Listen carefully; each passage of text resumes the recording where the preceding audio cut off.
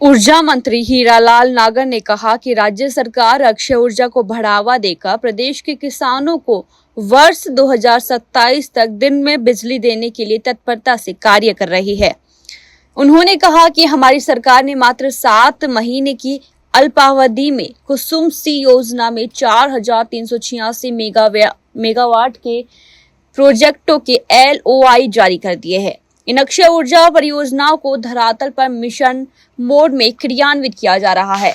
उन्होंने कहा कि केंद्र और राज्य सरकार के ऊर्जा उपक्रमों की मजबूत साझेदारी से राजस्थान जल्द ही ऊर्जा के क्षेत्र में न केवल आत्मनिर्भर बनेगा बल्कि अन्य राज्यों को बिजली उपलब्ध कराने में भी महत्वपूर्ण भूमिका निभाएगा। नागर गुरुवार को राजस्थान इंटरनेशनल सेंटर में आयोजित राजस्थान अक्षय ऊर्जा बिजनेस प्रमोशन समिट 2024 में अक्षय ऊर्जा से संबंधित हितधारकों को संबोधित कर रहे थे। इस अवसर पर RVUN तथा गेल इंडिया के बीच MOU पर हस्ताक्षर किया गया। इस MOU के माध्यम से गेल इंडिया धौलपुर में स्थापित 330 मेगावाट व रामगढ़ में स्थापित 270.0 मेगावाट के गैस आधारित बिजली संयंत्रों को कुशल एवं उपयुक्त क्षमता पर संचालन हेतु पर्याप्त मात्रा में उचित दर पर गैस की सुनिश्चित आपूर्ति करेगा। साथ ही अक्षय ऊर्जा के क्षेत्र में 750 मेगावाट ऊर्जा और 250 मेगावाट पवन ऊर्जा परियोजना स्थापित हो सकेगी। इसके माध्यम से 4200 करोड़ रुपए का निवेश होगा।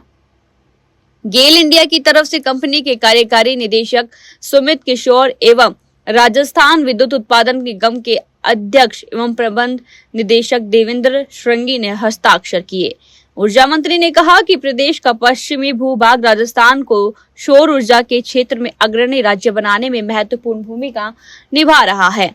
उन्होंने कहा कि इस बिजनेस समिट में अक्षय ऊर्जा क्षेत्र में जुड़े हितधारक अपने सुझावों व विचारों को साझा करेंगे। उनके उचित सुझावों व समस्याओं पर सरकार सहानुभूति से विचार करेगी और आवश्यक होने पर नीतिगत बदलाव भी करेगी। गेल इंडिया और उत्पादन निगम के बीच में हुआ है। हमें हमारे जो चाहे रामगढ़ संयंत्र है, धौलपुर है, जो गैस के संयंत्र है, उनसे काफ़ी महंगी गैस होने से वहाँ से जनरेशन महंगा पड़ता था और इसके कारण पिछले 10 सालों से इनमें संयंत्रों में उत्पादन नहीं हुआ। इस बार की जो गर्मी की तपन रही, हीट वेव रही और जो डिमांड रही, तो माननीय मुख्यमंत्री जी ने भी निर्देश दिए कि हम सभी संयंत्रों को चलाएं। केंद्र का भी निर्देश था कि अगर अतिरिक्त बिजली की आवश्यकता होती है तो गैस के संयंत्रों को चलाया जाए। हमने उनको चलाया और इस बीच में ज़्यादा महंगा होने से इनसे संपर्क भी हुआ और हमने आग्रह किया कि भाई गैस के उत्पादन ज़्यादा महंगा होता है, तो इनके साथ हमारा डायलॉग हुआ, बातचीत हुई और वो इस MOU करके हमें इनके साथ एक कम लागत पे गैस मिलेगी, उत्पादन भी होगा। ये MOU आज हुआ है तो इसका निश्चित रूप से धरातल पर भी उतरेगा और इससे लागत भी कम होगी। हम ऊर्जा के क्षेत्र में हर उस संभावना को तलाश रहे हैं जहां से हमें सस्ती ऊर्जा मिले, सस्ता जनरेशन हो जाए ताकि आम जनता को कम लागत में बिजली उपलब्ध हो सके। इसमें MOU के बाद उनसे अब हमारा डिटेलिंग होगा, एक आपस में करार हुआ है।